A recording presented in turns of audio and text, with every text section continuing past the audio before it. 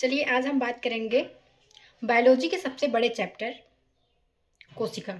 कोशिका बायोलॉजी का सबसे बड़ा चैप्टर है और इसे इंग्लिश में सेल कहा जाता है। क्या कहा जाता है? सेल कहा जाता है। और इसका टेक्निकल नेम है साइटो। क्या है? साइटो। और जब हम साइटो का अध्ययन करेंगे तो ये हो जाएगा साइटोलॉजी। क्या हो जाएगा? साइटोलॉजी। कोशिका हमारे शरीर की सबसे छोटी इकाई है।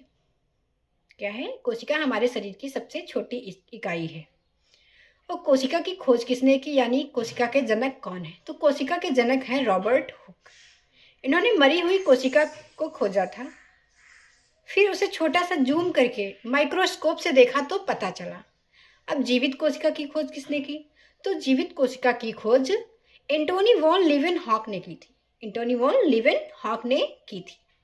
अब दो वैज्ञानिक आए। कोशिका का सिद्धांत किसने दिया? तो दो वैज्ञानिक आए, स्लाइडे एवं सॉन नाम के दो वैज्ञानिक आए। इन्होंने कहा कि हमारा शरीर जो है पूरा कोशिकाओं से बना है। हमारे शरीर में हर जगह कोशिका है। ये किसने कहा? स्लाइडे एवं सॉन नाम के दो वैज्ञानिक आए। इन्होंने कोशिका का सिद्धांत दिया। अब यहाँ पे हमारा क्वेश्चन होता है कि ओवरऑल सब दुनिया में सबसे छोटी और बड़ी कोशिका कौन सी है, और मनुष्य में सबसे छोटी और बड़ी कोशिका कौन सी है? तो ओवरऑल दुनिया में सबसे छोटी कोशिका माइकोप्लाज्मा की होती है। किसकी होती है? माइकोप्लाज्मा की होती है। और सबसे बड़ी कोशिका किसकी होती है? तो सबसे बड़ी कोशिका जो होती है तो शुतुरमुर्ग के अंडे की होती है।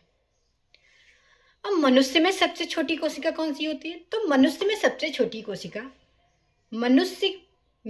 छोटी कोशिका मेल के स्पर्म यानी शुक्राणु की होती है। किसकी होती है? मेल के स्पर्म यानी शुक्राणु की होती है। और सबसे बड़ी कोशिका किसकी होती है? तो फीमेल के ओवम यानी अंडाणु की होती है। तो आपको पता चला सबसे छोटी कोशिका और सबसे बड़ी कोशिका के बारे में। सबसे बड़ी कोशिका किसकी होती है? सबसे बड़ी कोशिका फीमेल के ओवम यानी अंडाणु की होती है। अब हमारे एक क्वेश्चन और बनता है कि सबसे लंबी कोशिका कौन सी है? सबसे लंबी कोशिका कौन सी है? तो बहुत से व्यक्ति नहीं समझ पाते हैं बड़ा और लंबा। तो आइए हम आपको बताते हैं कि लाल किला जो है ये बहुत बड़ा है, और कुतुब मीनार ये क्या है? ये बहुत लंबा है।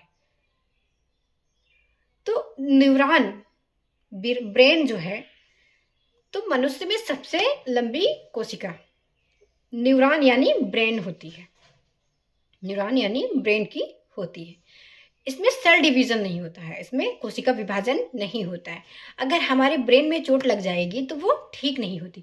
हमारे यहाँ चोट लगती है तो वो सही हो जाएगी, थोड़ा तेज लगेगी तो चोट लगेगी तो खून निकल आएगा, वो सही हो जाएगी। अगर हमारे ब्रेन में चोट लगेगी तो वो ठीक नहीं होगी, क्योंकि इसमें सेल डिवीजन नहीं होता है। तो ब्रेन की चोट कभी ठीक हो ही नहीं सकती, फिर वो ऊपर ही चला जाएगा, मतलब मर जाएगा, फिर वो रिसाइकल बिन में भी नहीं मिलेगा। इतना आपको समझ में आया? फिर हमारा क्वेश्चन बनता है सबसे तेज विभाजन कहाँ होता है? तो सबसे तेज विभाजन हमारे लीवर में होता है। कहाँ होता है? लीवर में होता है।